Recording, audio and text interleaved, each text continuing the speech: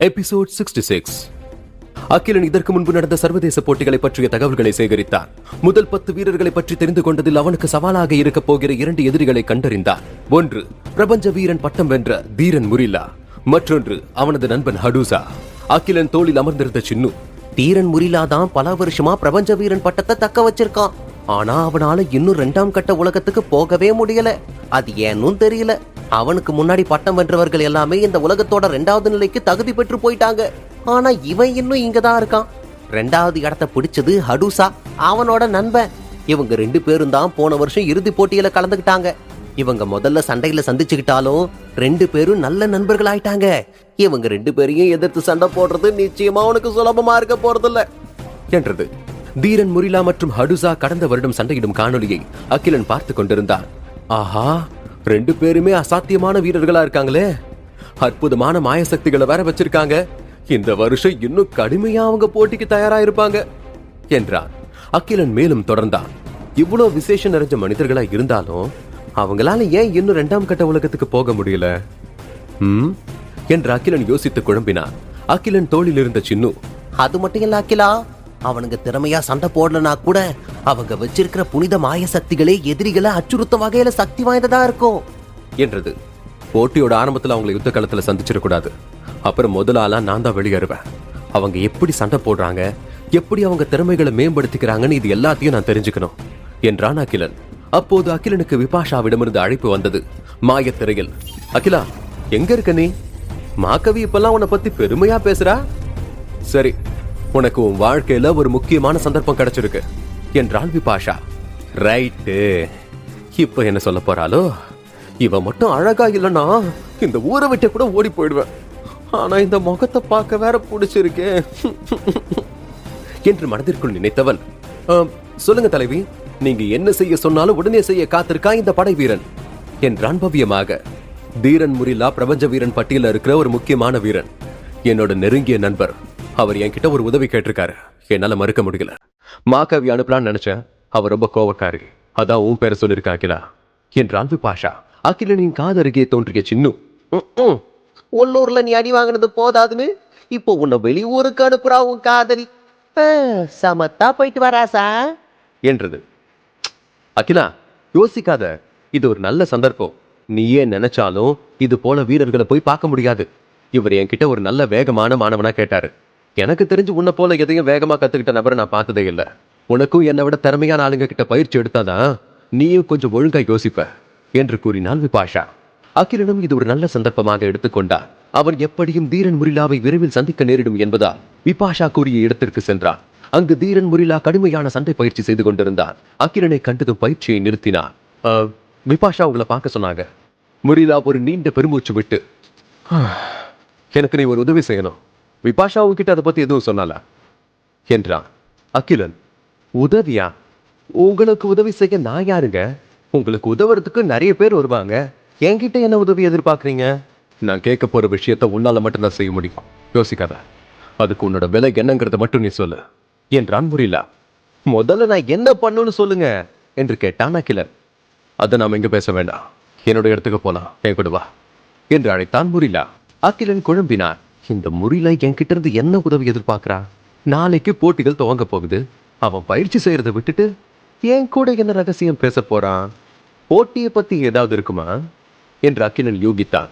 அப்படி ஏதாவது இருந்தா அவன் என்ன திட்ட வச்சிருக்கான்னு நான் தெரிஞ்சுக்கிட்டே ஆகணும். கண்டிப்பா அது நமக்கு சண்டையில உபயோகமா இருக்கும் என்று யோசித்து முரிலாவுடன் செல்ல சம்மதித்தான். தீரன் முரிலா அகிலனை தன்னுடைய பங்களாவிற்கு அழைத்து வந்தான். அங்கு ஏற்கனவே அவர்களுக்காக எண்ணியபதி என்ற முரிலாவின் நண்பன் அவர்களுக்காக காத்திருந்தான். முரிலா அகிலனை பங்களாவிற்கு அழைத்து சென்றான். ஒரு பெரிய அறைக்கு இருவரும் வந்தார்கள். அங்கு ஹடூசா ஒரு புத்தகத்தை புரட்டி கொண்டு இருக்கையில் அமைதியாக அமர்ந்திருந்தார். அகிலனை பார்த்ததும் எதுவும் பேசாமல் ஒரு மெல்லிய புன்னகையை மட்டும் உதிர்த்துவிட்டு புத்தகம் படிப்பதை தொடர்ந்தார். முரிலா, எதுக்காக என்ன கூட்டிட்டு வந்திருக்கீங்க? என்னால உங்களுக்கு என்ன காரியம் ஆகணும் என்று நேரடியாக கேட்டான் அகிலன். முரிலா அகிலனின் கேள்விக்கு பதில் கூறாமல், பொறுமையார் அகிலன், முதல்ல இந்த காணொலியை பாரு என்று தன் அருகிலிருந்து ஒரு கருவியில் ஒரு பொத்தானை அழுத்த அது அவர்கள் முன் ஒரு பெரிய மாயத்திரையை விரித்தது. அது யுத்த களத்தில் 2 பேர் சண்டையிடும் காணொலி. அந்த காட்சி தற்காப்பு போட்டியின் போது படமாக்கப்பட்டது. போர் உடையில் ஒரு மர்ம மனிதன் நின்று கொண்டிருந்தார். அவனை சுற்றிலும் முகமூடி அணிந்த கும்பல் அவனை தாக்க தயாராக சூழ்ந்து கொண்டிருந்தது. இந்த காட்சி மாயத்திரையில் இருந்தாலும் ஒரு தனி மனிதனை கொல்ல இத்தனை பேர் சூழ்ந்திருப்பதை கண்டதும் அகிலனுக்கு சற்று பதட்டம் அதிகரித்தது. பின்னர் வீடியோ தொடங்கியது.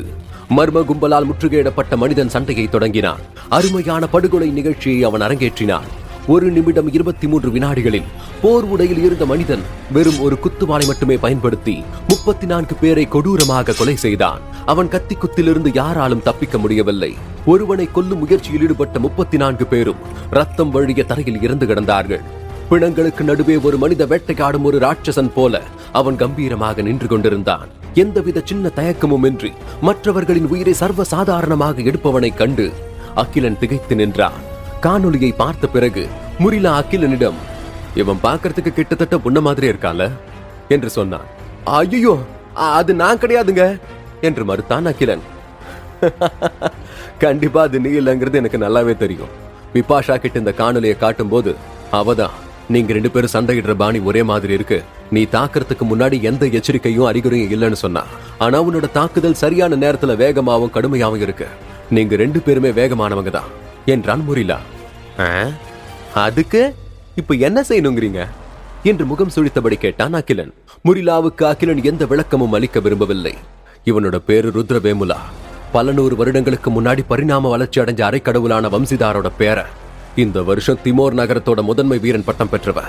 எனக்கு நிகரான போட்டியாளர்களை இவனும் ஒருத்த என்று முரிலா அகிலனிடம் கூறினார். சரி, இப்போ நான் என்ன செய்யணும்னு நினைக்கிறீங்க? அவன் கைய கால உடைச்சி அவனை போட்டியில பங்கெடுத்துக்க விடாம முடிக்கணுமா? என்ன மன்னிச்சிருங்க, நான் ஒண்ணு நீங்க சொல்ற வேலையெல்லாம் செய்யற அடியாள் கிடையாது. நீங்க வேற ஆளை பாத்துக்கோங்க என்று தன் கைகளை விரித்து கூறினான் அகிலன். அதெல்லாம் உன்னை செய்ய சொல்லல. நீ நினைக்கிற மாதிரி அவனை நெருங்குறதெல்லாம் சாதாரண விஷயம் இல்ல. அவன் அதிகார சபை அங்கத்தினரான வம்சிதாரோட பேர.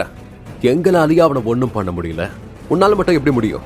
அவன் எங்க போனாலும் அவனுக்கு பாதுகாப்பா வீரர்கள் எப்பவும் அவன் கூடவே இருப்பாங்க. அவனை அவ்வளவு சுலபமால கொண்டுட முடியாது. அதுக்கு வாய்ப்பு இருந்தா நாங்க எப்போ அதை செஞ்சிருப்போமே என்றான் முரிலா. அப்புறம் எதுக்குங்க என்னை இங்க கூட்டிட்டு வந்தீங்க என்று சற்று எரிச்சலுடன் கேட்டான் அகிலன். அகிலன், நான் உன்னை அழைச்சிக்கிட்டு வந்ததுக்கான காரணம், நீ ருத்ரவேமுலாவோட சண்டையிடும் யுக்திகளையும் பாணியையும் கத்துக்கிட்டு எங்க கூட பயிற்சி சண்டை போடணும். உண்மையை சொல்லிதான் ஆகணும் அகிலா. என்னால ருத்ரவேமுலாவோட மோசமான தாக்குதல்களை எதிர்கொள்ள முடியுங்கிற நம்பிக்கை ரொம்ப குறைவாதான் இருக்கு.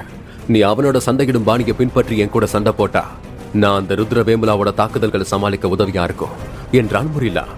அகிலன் தன் மனதிற்குள், இத்தனை நாளா நான் வீரன் முரிலாவை சமாளிக்கிறதா கஷ்டம் நினைச்சுக்கிட்டு இருந்தேன். ஆனா இவனே ருத்ரவேமுலான்னு இன்னொருத்தனை பார்த்து பயந்துகிட்டு இருக்கான். என்ன நடக்குதுங்க? ருத்ரவேமுலாங்கிறவனும் என்ன மாதிரியே முதல் முறையா பிரபஞ்ச வீரன் போட்டிகள்ல கலந்துக்கிறான்னு நினைக்கிறேன் என்று யோசித்தான் அகிலன். அவனோட பாணியும் என்னோட பாணியும் ஒரே மாதிரி இருக்குன்னு நீங்க தான் கொஞ்ச நேரத்துக்கு முன்னாடி சொன்னீங்க. இப்ப நீங்க அவனை தோக்கடிக்கிறதுக்கு நான் உங்களுக்கு உதவனா இதுல எனக்கு என்ன ஆதாயம் இருக்க போகுது என்று கேட்டான் அகிலன். முரிலா தன்னுடைய உதட்டை பிதுக்கி டாலருக்கு பதில் கூறாமல் அமைதியாக நின்றான். அப்போது அங்கிருந்த முரிலாவின் நண்பன் யானபதி, அகிலா, நீ என்ன கேட்டாலும் அதை கொடுக்க நாங்க தயாரா இருக்கோம். இந்த உதவியை நீ செய்யறதுக்கு உன்னோட வேலை என்னங்கிறது மட்டும் சொல்லு என்றான். அகிலன் சற்று யோசித்து விட்டு, புனித அரண்மனைக்கு செல்ல சிறப்பு அனுமதி வேணும் என்றான். என்னையா எல்லாரும் இதையே கேக்குறீங்க? புனித அரண்மனையில ஒரு தற்காப்பு கலையை கத்துக்க எத்தனை வருடங்கள் ஆகும் தெரியுமா? சரி, இதுக்கு நான் சம்மதிக்கிறேன் என்று ஒப்புக்கொண்டான் முரிலா. என்ன உடனே ஒத்துக்கிட்டான்? அவசரப்பட்டுட்டேனோ? இன்னும் அதிகமா கேட்டிருக்கலாமோ? இல்ல, பரவாயில்ல, கிடைக்கிற ஒரு சிறப்பு அனுமதியை ஒழுங்கா பயன்படுத்தினாலே போதும் என்று யோசித்தான் அகிலன். நாம் ஆரம்பிக்கிறதுக்கு முன்னாடி ஒரு விஷயத்தை நான் உங்களுக்கு ஞாபகப்படுத்த விரும்புறேன். ருத்ரவேமுலா சண்டையிடும் திறமையை விட என்னோட திறமை ரொம்ப கம்மி தான். உங்களால என்னோட தாக்குதல்களை சமாளிக்க முடிஞ்சா கூட யுத்த காலத்துல ருத்ரவேமுலா கிட்ட கத்தி குத்து வாங்கி நீங்க சாகிறதுக்கும் நிறைய வாய்ப்பு இருக்கு என்று எச்சரித்தான் அகிலன்.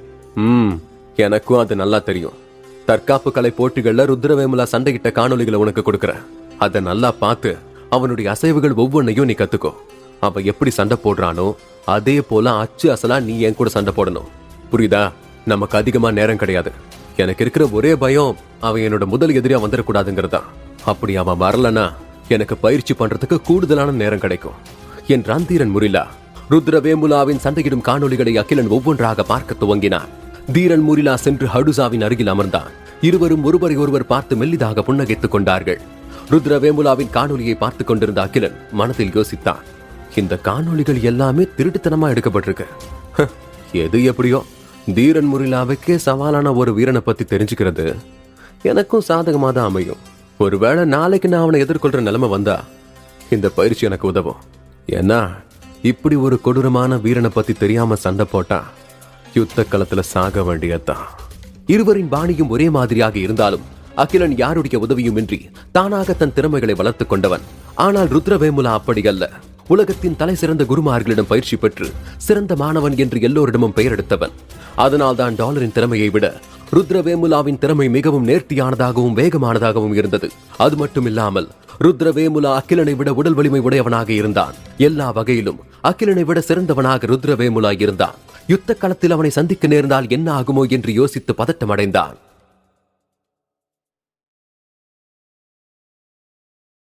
எபிசோட் 67. அகிலன் தொடர்ந்து ருத்ரவேமுலாவின் சண்டையிடும் காணொளிகளை பார்த்துக் கொண்டிருந்தான். இந்த ருத்ரவேமுலா வேகத்திலையும் உடல் வலிமையிலையும் என்ன விட சிறந்தவனா இருக்கானே. வம்சிதர் மாதிரி பரிணாம வளர்ச்சி அடைஞ்ச அறக்கடவுள் அந்தஸ்து கொண்டவருடைய ஒரு பேரங்கிறதுனால அவன் எந்த நகரத்துல இருந்திருந்தாலும் அவனுக்கு கிடைச்சது எல்லாமே ரொம்ப சிறப்பானதா தான் இருந்திருக்கும். என்கிட்ட இருக்கிற மாய சக்திகளை விட அவன் கிட்ட இருக்கிற மாய சக்திகள் கண்டிப்பா அதீத ஆற்றல் மிகுந்ததா தான் இருக்கும் என்று தனக்குத்தானே சொல்லிக் கொண்டான். குறைவான நேரமே இருந்தாலும் தீரன் முரிலா, யாஞ்சனபதி, ஹடூசா ஆகிய மூவரும் அகிலனை சீக்கிரம் தயாராக சொல்லி அவசரப்படுத்தவில்லை. அகிலன் திரும்ப திரும்ப அந்த காணொளிகளை பார்க்க அவர்கள் பொறுமையாக அகிலனின் பதிலுக்காக காத்திருந்தார்கள். அகிலன் சில காணொளி துணுக்குகளை பலமுறை பார்த்து ருத்ரவேமுலாவின் சில சண்டையிடும் யுக்திகளை பற்றி தெரிந்து கொண்டான்.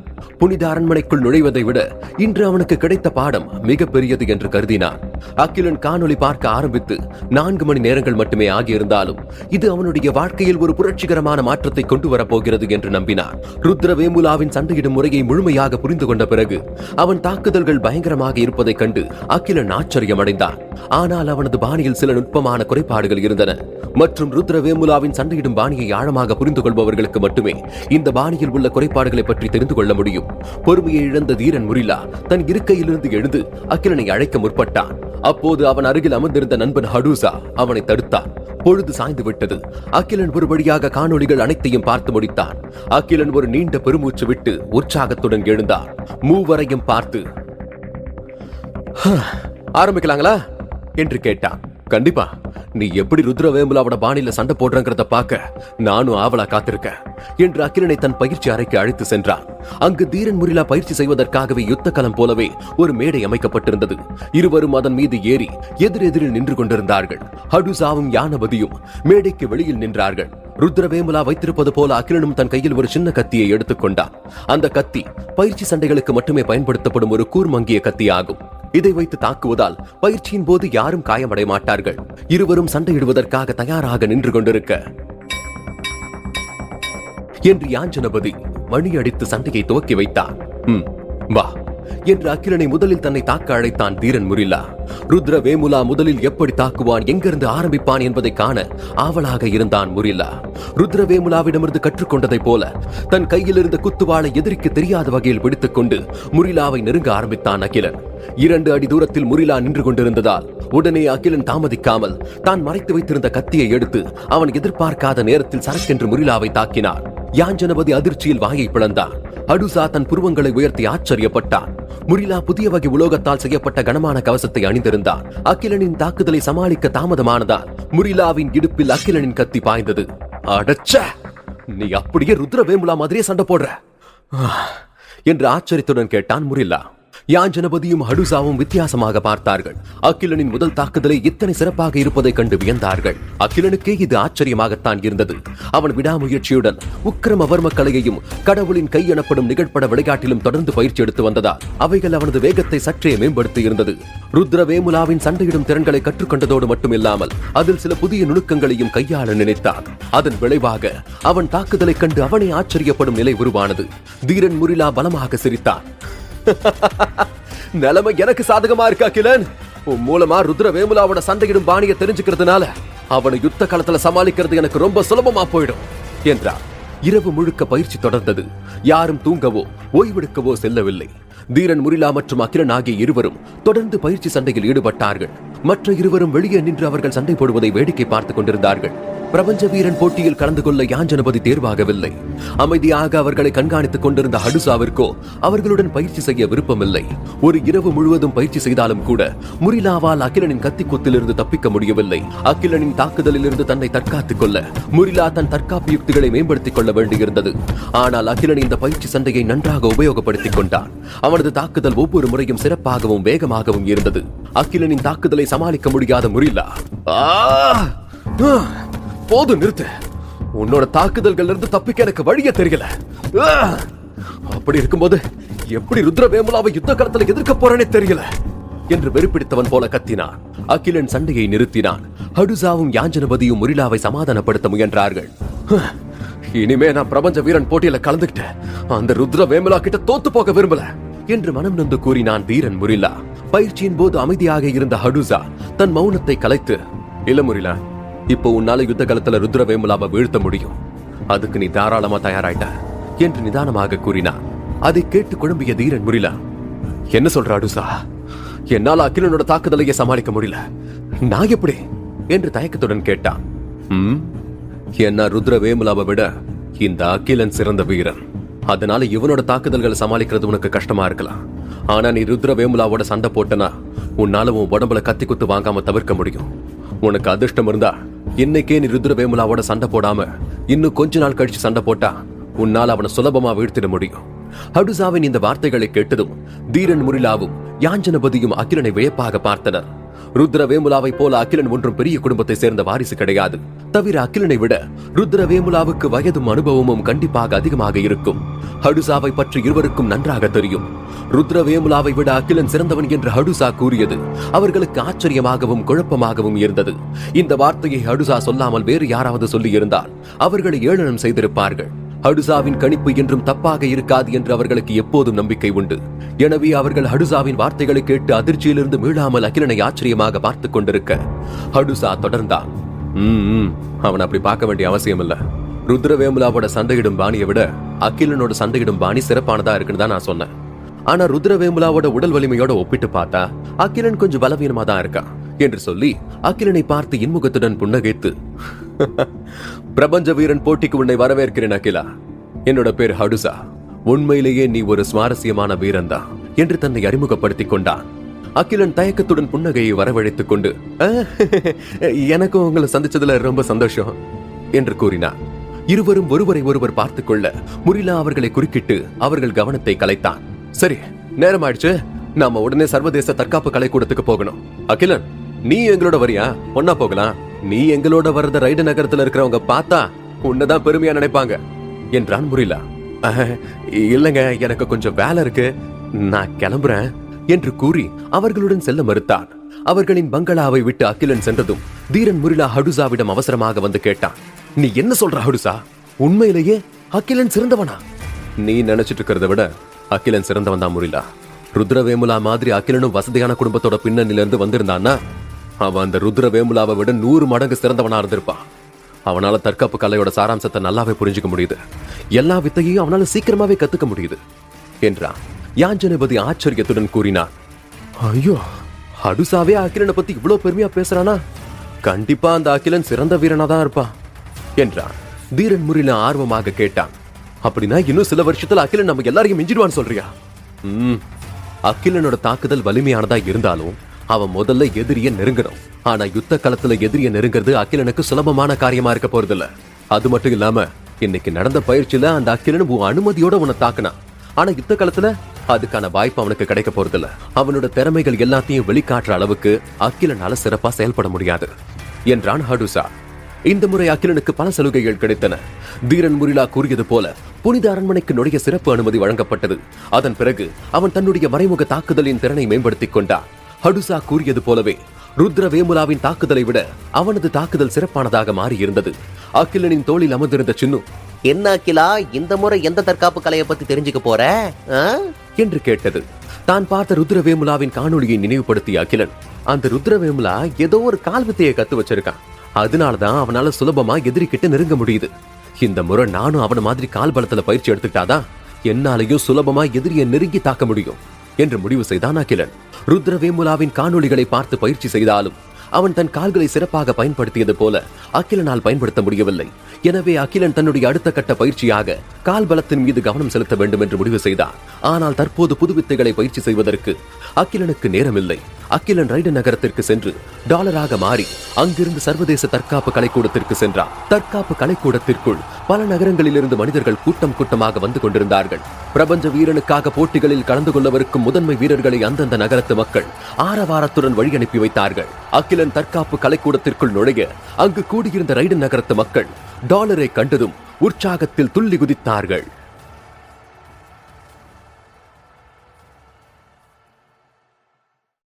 எபிசோட் 68. அனைத்து நகரத்திலிருந்தும் பல லட்சம் மக்கள் சர்வதேச போட்டிகளை பார்வையிட வந்திருந்தனர். அரங்கம் மக்கள் வெள்ளத்தில் நிரம்பி வழிந்தது. பல பேர் இருக்கையில் இடம் பிடிக்க முந்தி எடுத்துக் கொண்டு வந்தனர். அகிலன் கூட்டத்தை பார்த்து வாய்ப்பிழந்து நின்றான். அடேங்கப்பா, கூட்டம் அலமோதுதே, லட்சக்கணக்கில் இருப்பாங்க போலயே. அகிலன் தோளில் அமர்ந்திருந்த சின்னு ஒரு பெரிய மாயத்திரையை சுட்டி காட்டி, போட்டியில கலந்துக்க போறவங்க எத்தனை பேர்னு கவனிச்சியா? 1,00,000 முதன்மை வீரர்கள் இந்த யுத்த களத்துல சண்டையிட தயாரா இருக்காங்க. அப்படின்னா என்ன அர்த்தம்? ரைடன் நகரம் மாதிரி இந்த உலகத்துல இன்னும் 999 நகரங்கள் இருக்கு. அத்தனை நகரத்துல இருந்தும் உன்ன மாதிரி முதன்மை வீரர்கள் தேர்ந்தெடுக்கப்பட்டு பிரபஞ்ச வீரன் பட்டத்தை வெல்றதுக்காக வந்திருக்காங்க. இந்த பட்டத்தை ஜெயிச்சா அவங்களுக்கு மட்டும் பெருமை இல்ல, அவனோட நகரத்துக்கும் தான் என்று விளக்கம் அளித்தது சின்னு.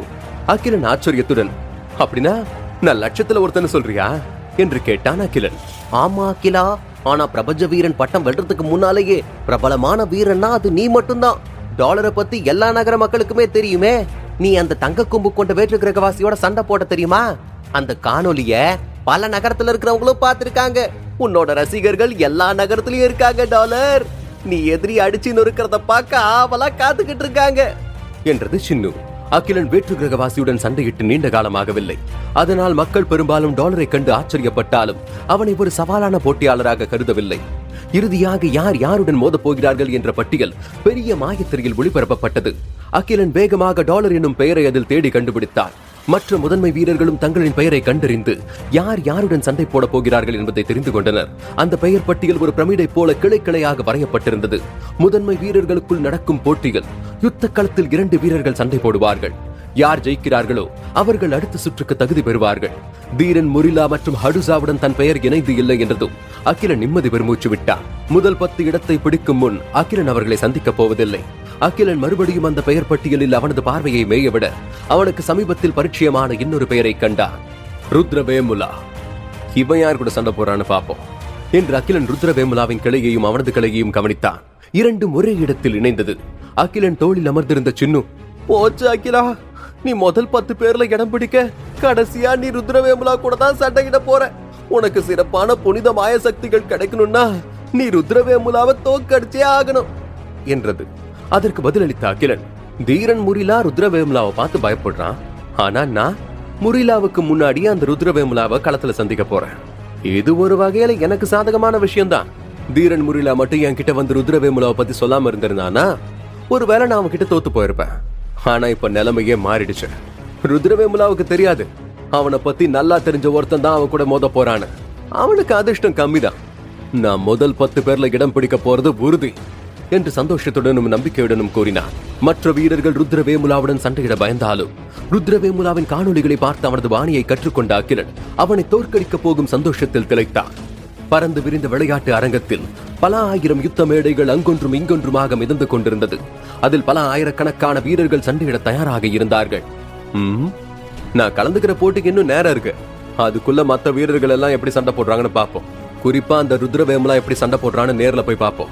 காணொலியில பார்த்த மாதிரி தான் சண்டை போடுறானா இல்ல அதை விட அதிக திறமையோட செயல்படுறானா நான் தெரிஞ்சுக்கணும் என்று முடிவெடுத்து ருத்ரவேமுலாவின் ஆட்டத்தை காண விரைந்தான். ஆனால் ருத்ரவேமுலாவின் சண்டைக்கு இன்னும் நேரம் இருந்தது. அகிலன் தன்னை ஆசுவாசப்படுத்திக் கொண்டு மற்ற வீரர்களின் சண்டையை கவனிக்க ஆரம்பித்தான். பிரபஞ்ச வீரனுக்கான பட்டத்தை வெல்ல அனைத்து வீரர்களும் தங்கள் உயிரை கொடுத்து சண்டையிடுவதை பார்த்த அகிலன், யப்பா, இங்க போட்டி போடுற ஒருத்தனை கூட என்னால் சுலபமா வீழ்த்த முடியாதுன்னு நினைக்கிறேன். எல்லாருமே ஒவ்வொரு விதத்துல திறமைசாலியாவும் பலசாலியாவும் இருக்காங்க என்று சின்னுவிடம் கூறினார். தீரன் முரிலாவின் முதல் சண்டையை காண அகிலனுக்கு வாய்ப்பு கிடைத்தது. முரிலாவின் வேகமான வாழ்வீச்சை சமாளிக்க முடியாமல் அவனுடன் சண்டையிட்ட எதிரி திணறினார். முரிலாவின் வாழ்வீசும் திறனை கண்டு அகிலன் ஆச்சரியப்பட்டான். தீரன் முரிலா தனது உருமாற்று சக்தியை பயன்படுத்தியதும் அவனுடன் சண்டையிட்ட எதிரிக்கு பின்னடைவு ஏற்பட்டது. போட்டியின் போது தீரன் முரிலாவின் சண்டையிடும் யுக்தியும் உடல் பலமும் அகிலன் எதிர்பார்த்ததை விட சிறப்பாக இருந்தது. அகிலனை பற்றி முரிலாவிடம் பெருமையாக பேசிய ஹடுசாவும் போட்டியில் கலந்து கொண்டு அவனுடன் சண்டையிட்ட எதிரியை வீழ்த்தி அடுத்த சுற்றுக்கு முன்னேறினார். ஹடுசாவுடன் சண்டையிட்ட எதிரி யார் என்று தெரியவில்லை. ஆனால் நடந்த போட்டியில் ஹடுசா ஒரு சின்ன வித்தியாசத்தில் தான் வெற்றி பெற்றார். ஆனால் அகிலனை ஆச்சரியத்தில் ஆழ்த்தியது அடுத்த நாள் வெளிவந்த அறிக்கை. அதில் ஹடுசாவுடன் சண்டையிட்டு தோல்வி அடைந்த வீரன் ஒரு புகழ்பெற்ற தோல்வியை பெற்றவர் என்று குறிப்பிடப்பட்டிருந்தது. ஒரு சில காரணங்களுக்காக தீரன் முரிலாவை விட ஹடுசாவை கண்டு அகிலன் பயந்தான். இறுதியாக ருத்ரவேமுலாவின் போட்டி தொடங்கியது. அவன் புகழ்பெற்ற அரைக்கடவுள் அந்தஸ்து பெற்ற வம்சீதரின் பேரன் என்றாலும் கூட அவனை பற்றி மற்ற நகர மக்களுக்கு அதிகம் தெரியாது. இது அவன் கலந்து கொள்ளும் முதல் பிரபஞ்ச வீரனுக்கான போட்டி. அவனுடன் சண்டையிடும் போட்டியாளர் போன வருடம் முதல் 10 வீரர்களில் இடம் பிடித்தவன். அவனை வாழ்வீரன் என்ற பட்டப்பெயர் வைத்து அழைப்பார்கள். அவன் பார்க்க அழகாகவும் வாழ் வீசுவதில் திறமைசாலியாகவும் இருந்தான். அவன் ஆணழகன் என்பதால் அவனுக்கு பெண் ரசிகர்கள் அதிகம். வாழ்வீரனின் நகரத்து மக்கள் இந்த முறை அவன் முதல் 3 இடத்தில் வந்து விடுவான் என்று நம்பிக்கையோடு இருந்தார்கள். அவன் யுத்த களத்திற்குள் நுழைந்ததும் பெண்கள் கூட்டம் அவன் பெயரை கத்தி கூச்சலிட்டு ஆரவாரம் செய்தது. ஆனால் ருத்ரவேமுலாவுக்கோ அதை போல யாரும் கூச்சலிட்டு அவனை உற்சாகப்படுத்தவில்லை. வாழ்வீரன் மேலிருந்த புகழ் வெளிச்சத்தின் காரணமாக அனைத்து மக்களின் கவனமும் அவன் மீதே இருந்தன. சண்டை தொடங்கிய 10 நொடிகளில் பார்வையாளர்களின் முகம் பேய் அறைந்தது போல அதிர்ச்சியில் உறைந்தது. வாழ்வீரன் தன் வாளை உரையிலிருந்து எடுப்பதற்குள் ருத்ரவேமுலாவின் கத்தி அவன் தொண்டையை அறுத்தது. வாழ்வீரன் தன் தொண்டையை தனது இரு கைகளால் பிடித்து கத்தக்கூட முடியாமல் ரத்தம் வழிய சரிந்து பொத்தென தரையில் விழுந்து இறந்தார். பார்வையாளர்கள் அதிர்ச்சியில் மௌனமாக இருந்தார்கள். வாழ்வீரனின் பெண் ரசிகைகள் கண்கள் கலங்கியபடி நடந்ததை நம்ப முடியாமல் பார்த்துக் கொண்டிருந்தார்கள். போன வருடம் முதல் 10 பேரில் இடம் பிடித்த வீரன் இந்த முறை முதல் சுற்றிலேயே கொல்லப்பட்டார். இந்த செய்தி மறுநாள் தலைப்புச் செய்தியாக மாறப்போகிறது. ருத்ரவேமுலா யார் என்பதை தெரிந்து கொள்ள வாழ்வீரனின் மரணம் ஒரு காரணமாக அமைந்தது. அகிலன் அமைதியாக ருத்ரவேமுலாவை கவனித்துக் கொண்டிருந்தான். ருத்ரவேமுலா தன் திறமைகளை சற்று மெருகேற்றி இருந்தாலும் வசதியான வீட்டின் பிள்ளை என்பதால் அவன் படுகொலையின் சாராம்சத்தை புரிந்து கொள்ளவில்லை. டாலர் சண்டையில் கலந்து கொள்ளும் தருணம் வந்தது. அவனுடைய எதிரி திதியன் என்பவன். டாலர் யுத்த களத்தில் ஏறி சண்டையை தொடங்கியதும் திதியன் சற்றும் தாமதிக்காமல் அவனுடைய ஆயுதங்களான வில் மற்றும் 3 விசேஷ அம்புகளை வரவழைத்து அவைகளை டாலர் மீது எய்தான். 3 அம்புகளும் ஒரே சமயத்தில் டாலரை நோக்கி பாய்ந்தன. டாலர் ஆச்சரியப்பட்டான். இந்த திதியன் என்னை விட சிறந்த வில்வீரனா இருப்பான் போலயே. எனக்கு தெரியாத சில நுணுக்கங்களை எல்லாம் அவன் தெரிஞ்சு வச்சிருக்கான். அவன் கையில இருந்த வில் மற்றும் 2 அம்புகளும் அடர்பச்சை நிறத்துல இருக்கு. அதை பார்த்தாலே தெரியுது அதெல்லாம் ஏதோ ஒரு புனித ஜந்து கிட்ட இருந்து கிடைச்ச ஆத்ம சக்தி தான். விஷத்தன்மை கொண்ட அம்புகளா இருக்கும்னு நினைக்கிறேன். 3வது அம்பு நீல நிறத்தில் பிரகாசமாக இருந்தது. காற்றை கிழித்துக் கொண்டு டாலரை தாக்க வேகமாக பறந்து வந்தது. முதல் போட்டியே இவ்வளவு சிரமமா இருக்குன்னு நான் எதிர்பார்க்கலையே. இவனை சமாளிக்கிறது சவாலான காரியம்தான் என்று தனக்குள் யோசித்த டாலர் திதியனின் அம்புகள் தன்னை தீண்டாதவாறு தாவி குதித்து பல்ட்டி அடித்து நின்று தனது ஆயுதமான இருமுனை ஈட்டியை வரவழைத்துக் கொண்டார். மறுபடியும் அந்த 3 அம்புகளும் திதியனின் கைகளில் தோன்றியது. திதியன் அம்புகளை மறுபடியும் டாலரின் மீது எய்தான். டாலர் தன் ஈட்டியினால் நீல நிற அம்பை தடுக்க கிட்டத்தட்ட அவன் கையிலிருந்து ஈட்டி நழுவி கீழே விழ இருந்தது. டாலர் சற்று தடுமாறி பின் ஈட்டியை இறுக்கமாக பிடித்து நிலையாக நின்றான். திதியன் வேகமாக மட்டும் செயல்படவில்லை. அவனால் ஓடிக்கொண்டே இலக்கில் குறி தவறாமல் அம்பு எய்ய முடிந்தது. அவனது அசைவுகளால் அம்புகள் ஒருமுறை கூட குறி தவறவில்லை. டாலரால் இருமுனை ஈட்டியை கொண்டு திதியனை தாக்க முடியவில்லை. மாறாக அவன் திதியனின் தாக்குதலில் இருந்து தப்பிப்பதை மட்டுமே செய்து கொண்டிருந்தான். வேகமாக செயல்படும் கால்பலம் மற்றும் நகர்ந்து கொண்டே எல்லா கோணத்திலும் அம்புகளை துல்லியமாக எய்யும் திறனையும் கண்டு டாலர் இந்த எதிராளியின் மீது மிகுந்த மரியாதை வைத்தான். டாலர் என்னதான் கடுமையாக உழைத்தாலும் அவனால் நகர்ந்து கொண்டே அம்பெய்ய முடியாது. வில்லை இழுத்து பிடித்து நிற்கும் போது சில அதிர்வு அவன் உடம்பில் ஏற்பட்டால் கூட அம்பு இலக்கை துளைக்காது. அகிலன் பலமுறை நகர்ந்து கொண்டே அம்பெய்ய பயிற்சி செய்து தோல்வியை மட்டுமே கண்டார். திதியன் டாலரை விட வில்வித்தையில் சிறந்தவனாக செயல்பட்டார். எனவே டாலர் சண்டையை விரைவாக முடிக்க அவசரப்படவில்லை. மாறாக எதிராளியை நன்றாக கவனித்து அவனது அசைவுகளை கற்றுக்கொள்ள ஆரம்பித்தான். திதியன் சிறந்த வில்வீரனாக இருப்பதால் அவனை நெருங்கி சண்டையிட்டால் அவனை வெல்வது சுலபம் என்பதை டாலர் அறிந்திருந்தான். ஆனால் திதியன் டாலரை தன் பக்கம் நெருங்க விடாமல் தன் அம்புகள் மூலம் தள்ளியே வைத்திருந்தான். டாலர் பிரபலமாக இருந்ததால் அவனது சண்டையை காண ஏராளமான மக்கள் அவனது யுத்த களத்திற்கு முன்பு கூடியிருந்தார்கள். ஆனால் ருத்ரவேமுலாவின் சண்டையோடு ஒப்பிடும்போது டாலரின் சண்டை சற்று சுவாரஸ்யம் குறைவாகவே இருந்தது. அரை மணி நேரம் கடந்து திதியனும் டாலரும் யுத்த களத்தில் சிறு பிள்ளைகள் ஓடிப்பிடித்து விளையாடுவது போல சண்டையிட்டுக் கொண்டிருந்தார்கள். இது பார்வையாளர்களுக்கு தோய்வை ஏற்படுத்தியது. டாலர் சண்டையிடுவதை பார்க்க வந்த அவனது ரசிகர்கள் மிகவும் ஏமாற்றம் அடைந்தனர். 1 மணி நேரம் கடந்து சண்டை நடந்து கொண்டிருக்க போட்டியை முடிக்க நினைத்த டாலர் தனது உருமாற்று சக்தியை பயன்படுத்தி வலிமை மிகுந்த குதிரை மனிதனாக மாறி திதியனை நெருங்கி சண்டையிட்டு ஒரே அடியில் வீழ்த்தினார்.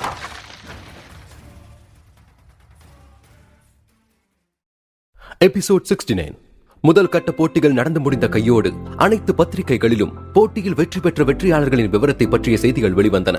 சர்வதேச போட்டிகளில் காணொளிகளுக்கு அனுமதி இல்லை என்பதால் எழுத்துக்கள் மூலம் பத்திரிகைகள் சண்டையை பற்றி விவரமாக எழுதியிருந்தார்கள். அவைகளில் தலைப்புச் செய்தியாக அமைந்தது ருத்ரவேமுலாவின் சண்டையை பற்றிதான். அவனது பின்புலத்தை பற்றியும் எழுதியிருந்தார்கள். அவன் ஒரு வசதியான இடத்து பையன் என்று மக்களுக்கு தெரிந்ததும் அவன் சீக்கிரமே நட்சத்திர அந்தஸ்தை பெற்றான். வாழ்வீரனை நொடிகளில் வீழ்த்தியதால் இந்த வருடத்தின் முக்கியமான போட்டியாளர்களில் ஒருவனாக திகழ்ந்தான் ருத்ரவேமுலா. தீரன் முரிலா போட்டியில் வென்ற சந்தோஷத்தில் அவனது ஆதரவாளர்கள் பல இடங்களில் வெடிகள் வெடித்து கொண்டாடி மகிழ்ந்தார்கள். டாலரை பற்றியும் பத்திரிகையில் எழுதப்பட்டிருந்தன. அதில் போட்டியில் டாலர் அதிரடியாக சண்டை போடாமல் ஓடி பிடித்து விளையாடுவதை போல சண்டை போட்டது டாலரின் ரசிகர்களிடத்திலேயே பெரிய அதிருப்தியை ஏற்படுத்தியது என்று எழுதியிருந்தார்கள். டாலரின் சண்டையை பார்த்த மக்கள் அவனை ஒரு சராசரி வீரன் என்றே நினைத்தார்கள். போட்டிகள் மையம் எனப்படும் ஒரு பத்திரிகை நிறுவனம் பத்திரிகையாளர்களுக்கு ஒரு ஆலோசனை கூட்டம் ஏற்பாடு செய்திருந்தது.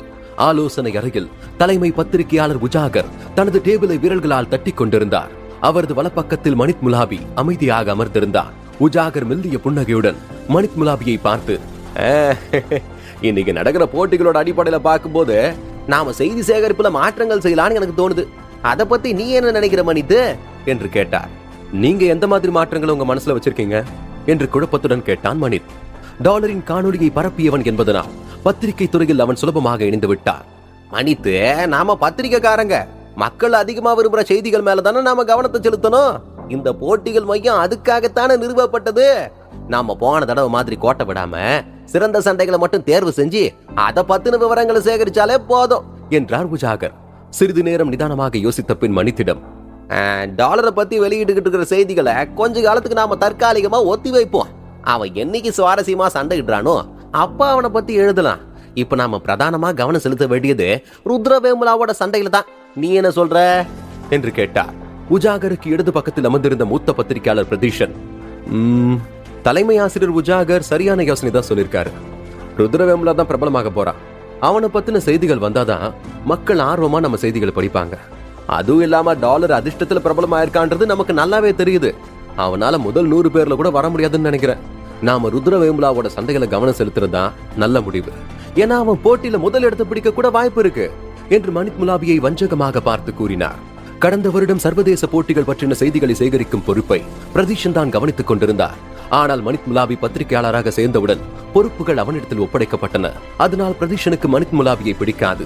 எப்போதும் அவன் கருத்துக்களுக்கு எதிராக எதையாவது ஒன்று சொல்வதையே அவர் வாடிக்கையாக வைத்திருந்தார். பிரதீஷனின் யோசனைகளை உஜாகர் ஆமோதித்தார். மனிதே, நான் சொல்ல நினைச்சதுதான் பிரதீஷனும் சொல்றாரு. அப்ப இனி ருத்ரவேமுலாவை பத்தின செய்திகளை அதிகமா சேகரிங்க என்றார். மணித் எதுவும் பேச முடியாமல் தன் உதடுகளை பிதுக்கிக் கொண்டான். பிரதீஷனை மணித் கோபமாக முறைக்க பதிலுக்கு நக்கலாக பார்த்து புன்னகைத்தார் பிரதீஷன். மணித் தன் கோபத்தை கட்டுப்படுத்திக் கொண்டு நிதானமாக உஜாகரிடம், நான் தொடர்ந்து சர்வதேச போட்டிகளுக்கு பத்திரிகையாளர் பொறுப்புல இருக்கணும்னு நீங்க விரும்புனீங்கன்னா நான் டாலரை பத்தி தான் எழுதுவேன். டாலர் தான் இந்த வருஷம் பிரபஞ்ச வீரன் பட்டத்தை வெல்ல போறான்னு எல்லார்கிட்டையும் சொல்லுவேன் என்றான் மணித். ஆலோசனை அறையில் இருந்து அனைவரும் மணித் முலாவியை ஆச்சரியமாக பார்த்து அவனுக்கு பைத்தியம் பிடித்து விட்டது என்று நினைத்தார்கள்.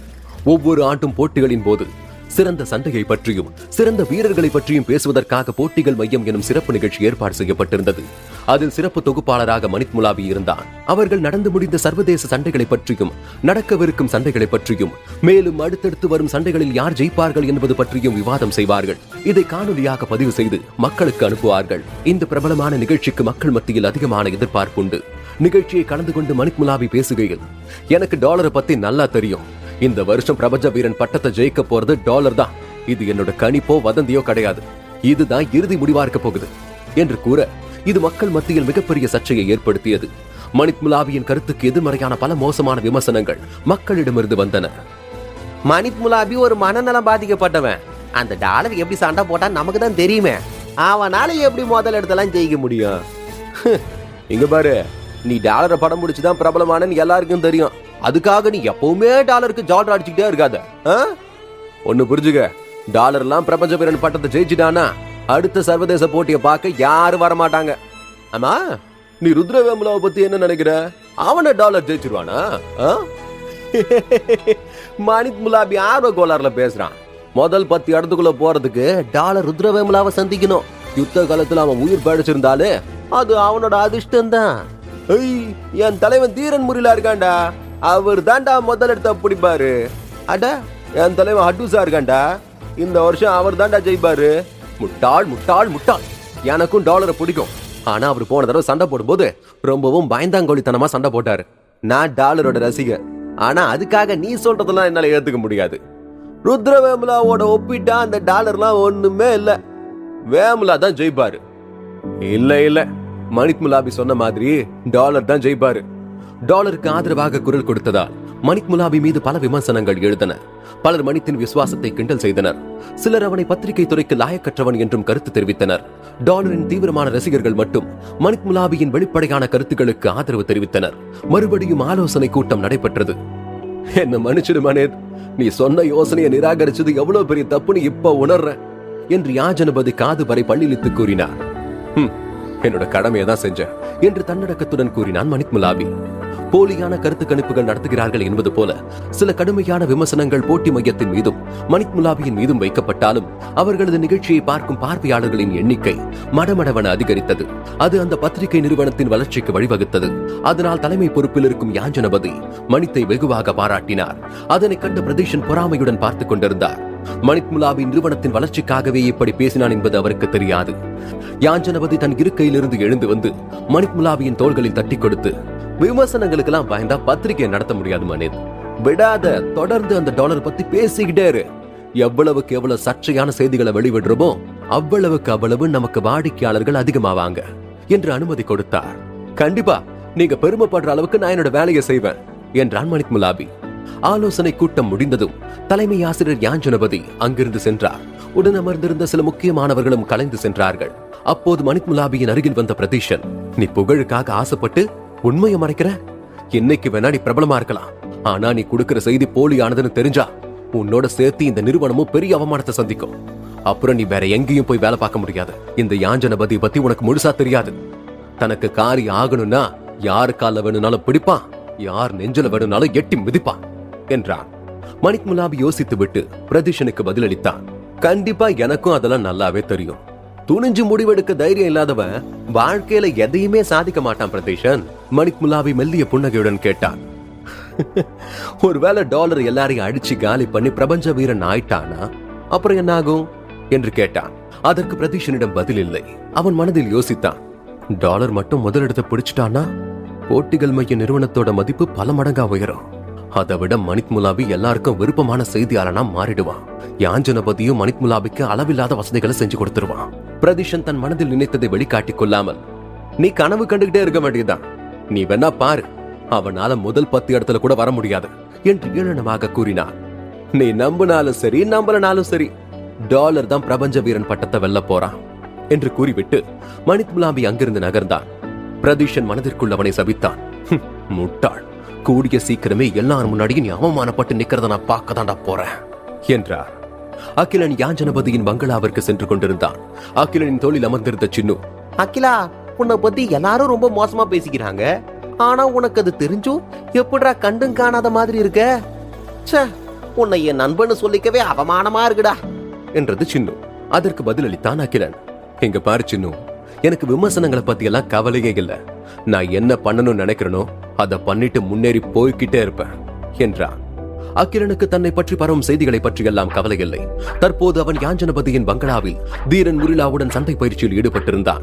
தீரன் முரிலா ருத்ரவேமுலா முதல் 10 இடத்திற்கு வருவதற்கு முன் யுத்த களத்தில் சந்திக்க போவதில்லை என்றாலும் முரிலா அலட்சியம் காட்டவில்லை. ருத்ரவேமுலாவை வீழ்த்துவதற்காக நேரம் கிடைக்கும் போதெல்லாம் அகிலனுடன் பயிற்சிகள் மேற்கொண்டான். அகிலன் தன் மனதில் யோசித்தான், முரிலா, நீ எவ்வளவுதான் பயிற்சி எடுத்தாலும் ருத்ரவேமுலாவோட சண்டையிட வாய்ப்பு உனக்கு இந்த வருஷம் கிடைக்க போறதில்ல.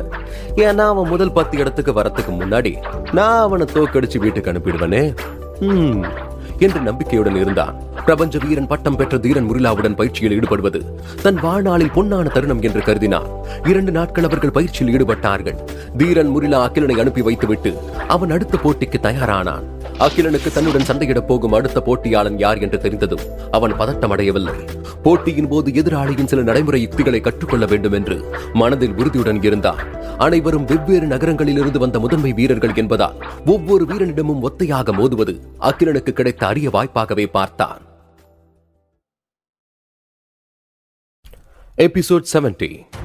அகிலன் கையில் வேற்று கிரகவாசியின் கோடாரியை வைத்துக் கொண்டு அதை காற்றில் சுழற்றி கடுமையாக பயிற்சி செய்து கொண்டிருந்தான். அவன் தோளில் தோன்றிய சின்னு, என்ன அகிலா கோடாரிய வச்சு பயிற்சி எடுத்துக்கிட்டு இருக்க? இருமுனை ஈட்டி என்னாச்சு? அகிலன் உடற்பயிற்சி செய்து கொண்டே மூச்சுரைக்க கூறினான். இனிமேல் யுத்த காலத்துல இருமுனை ஈட்டியை பயன்படுத்த போறதில்லன்னு முடிவு பண்ணிருக்க. ஈட்டியை பயன்படுத்துறதுக்கு நல்ல திறன் வேணும். அது என்கிட்ட இல்ல. இதை வச்சு என் கூட சண்டை போடுற எதிரிகளை வீழ்த்த முடியும்னு எனக்கு தோணல. சின்ன பெருமூச்சு விட்டு, இப்பயாவது உண்மையை ஒத்துக்கிட்டியே. ஆனா என்னதான் நீ ஆயுதங்களை மாத்தி மாத்தி சண்டை போட்டாலும் உனக்கு வெற்றி வாங்கி தரது என்னவோ உன்னோட உருமாற்று சக்தி தான். ரொம்பவே தனித்தன்மை வாய்ந்த உருமாற்று சக்தி உனக்கு கிடைச்சிருக்கு, அதை இழந்துடாத என்றது. இந்த நிலையில் டாலரின் சண்டைகளை பார்ப்பதில் மக்களுக்கு தொய்வு ஏற்பட்டது. ஒவ்வொரு முறையும் டாலர் விளிம்பு வரை சென்றுதான் வெற்றி பெறுகிறான். அதனால் அவன் யாரிடம் வேண்டுமானாலும் தோற்று போக நேரிடும் என்று மக்கள் பெரும்பாலும் நினைத்தார்கள். 2 சண்டைகளில் டாலருடன் சண்டையிட்ட எதிரிகள் மோசமான காயத்துடன் தோற்று போனார்கள். டாலர் அவர்களை சுலபமாக வீழ்த்தினார். இருந்தாலும் மக்களுக்கு டாலரின் மீது பெரிய மதிப்பு வரவில்லை. அனைவரும் டாலர் அதிர்ஷ்டத்தினால் ஜெயித்து விட்டான் என்ற அலட்சியம் காட்டினார்கள். டாலரை பற்றின எதிர்மறை விமர்சனங்கள் அதிகமாக பரவி இருந்தது. குறிப்பாக போட்டிகள் மையத்தில் மணிக் முலாபி டாலரை பற்றி பெருமையாக பேசியது மக்களிடையே கொந்தளிப்பை ஏற்படுத்தியது. அந்த மணிக் முலாபி என்னமோ பரிணாம வளர்ச்சி அடைஞ்ச வீரன் மாதிரி எல்லாம் பேசிக்கிட்டு இருக்கான். ஏதோ கொஞ்சோண்டு அறிவை வச்சு சண்டைகள் ஆரம்பிச்சிட்டா மட்டும் போட்டியில யார் ஜெயிப்பாங்கன்னு சொல்லிட முடியுமா? டாலர் தான் அடுத்த பிரபஞ்ச வீரன்னு சொல்லி மத்த நகரங்கள்ல இருந்து வந்த முதன்மை வீரர்கள் எல்லாரையுமே அந்த மணிக் முலாபி அசிங்கப்படுத்திக்கிட்டு இருக்கான். இந்த சர்ச்சைக்குரிய கருத்தினால் மணிக் முலாபி மற்றும் போட்டிகள் மையம் பத்திரிகையின் மீது மக்கள் வெறுப்புகளை உமிழ்ந்தனர். டாலர் எந்த சண்டையிலும் தோற்கவில்லை என்றாலும் அவனுடைய சண்டைகள் சுவாரஸ்யமில்லாமல் போனதுதான் மக்களின் கோபத்திற்கு காரணமாக கூட அமைந்திருக்கலாம். இதனைத் தொடர்ந்து அடுக்கடுக்கான பல மோசமான விமர்சனங்களை மணிக் முலாபி எதிர்கொள்ள வேண்டியிருந்தது. ருத்ரவேமுலாவின் ஆதரவாளர்கள் போட்டிகள் மையம் நிறுவனத்தின் முன்பு முற்றுகையிட்டு போராட்டங்கள் கூட நடத்தினார்கள். சில கொலை மிரட்டல்களும் மணிக் முலாபிக்கு வந்தது. இருந்தும் மணிக் முலாபி தன் கருத்திலிருந்து பின்வாங்குவதாக தெரியவில்லை. டாலர் தான் முதலிடம் பிடிப்பான் என்று உறுதியாக நம்பினார்கள். ருத்ரவேமுலா தன்னுடைய வெற்றியை தொடர்ந்து நிலைநாட்டிக் கொண்டே இருந்தான். தொடர்ந்து 2 சுற்றுகளில் எதிரிகளை ஒரே அடியில் கொன்று வெற்றி பெற்றார். அவனுடன் சண்டையிட வந்த போட்டியாளர்கள் சிலர் உயிருக்கு பயந்து போட்டியிலிருந்து விலகினார்கள். அடுத்த 3 சுற்றுகளில் ருத்ரவேமுலாவை எதிர்க்கவிருந்த எதிரிகள் போட்டியிலிருந்து விலகியது ருத்ரவேமுலாவை புகழின் உச்சிக்கே கொண்டு போய் நிறுத்தியது. பல பத்திரிகைகளில் ருத்ரவேமுலாவை பற்றிய சுவாரஸ்யமான தகவல்களை எழுதி மக்கள் மத்தியில் நல்ல மதிப்பை வரவழைத்தனர். இந்த வருடத்தின் பிரபஞ்ச வீரன் ருத்ரவேமுலா தான் என்று பிரகடனம் செய்ய ஆரம்பித்தனர். தீரன் முரிலா மற்றும் ஹடுசாவின் புகழையும் தாண்டி ருத்ரவேமுலாவின் பெயர் மக்கள் மத்தியில் ஒலிக்கத் தொடங்கியது. மணிக் முலாபி மற்றும் டாலரின் பெயர்கள் மக்களின் கேளிக்கை பொருளாக மாறியது. டாலர் மற்றும் ருத்ரவேமுலாவின் சண்டையை பார்க்க மக்கள் ஆர்வமாக எதிர்பார்த்து காத்திருந்தார்கள். நான் தொடர்ந்து கடவுள்கிட்ட பிரார்த்தனை பண்ணிக்கிட்டு இருக்கேன், ருத்ரவேமுலாவை சந்திக்கிற வரைக்கும் டாலர் தொடர்ந்து எல்லா சண்டைகளையும் ஜெயிக்கணும்னு. ஏன் தெரியுமா? அப்பதான் ருத்ரவேமுலா கிட்ட தோத்து அவன் நல்லா பாடம் கத்துக்குவான். உண்மையான வீரன்னா எப்படி சண்டை போடணும்னு அந்த டாலருக்கு புரியணும். சரியா சொன்ன. நான் டாலர் ஜெயிக்கணும்னு வேண்டிக்கிறேன். அப்பதான் அவன் ருத்ரவேமுலா கிட்ட அவமானப்படுறத நம்மளால பார்க்க முடியும். பாவம் டாலர். பாவம் டாலர், பாவம் டாலர், பாவம் டாலர் என்ற வாசகம் பிரபலம் அடைந்தது. பல இடங்களில் பாவம் டாலர் என்கிற கேளிக்கை வாசகம் ஆங்காங்கே கிறுக்கப்பட்டிருந்தன. அகிலன் தெருவில் நடந்து சென்று கொண்டிருக்க அவன் தோளில் இருந்த சின்னு, அகிலா உன்னை பத்தி தாண்டா கிண்டல் பண்ணி எழுதி வச்சிருக்காங்க, உனக்கு இன்னுமா கோபம் வரல என்று கேட்டது. கோவப்பட்டு என்ன பண்ண சொல்ற? அவங்க என்ன வேணா சொல்லிட்டு போகட்டும், எனக்கு அதை பத்திலாம் உனக்கு கவலை இல்லை. ஊர்வாய் அடைக்க ஒரே வழிதான் இருக்கு, அது சண்டையில ருத்ரவேமுலாவை தோக்கடிக்கிறது.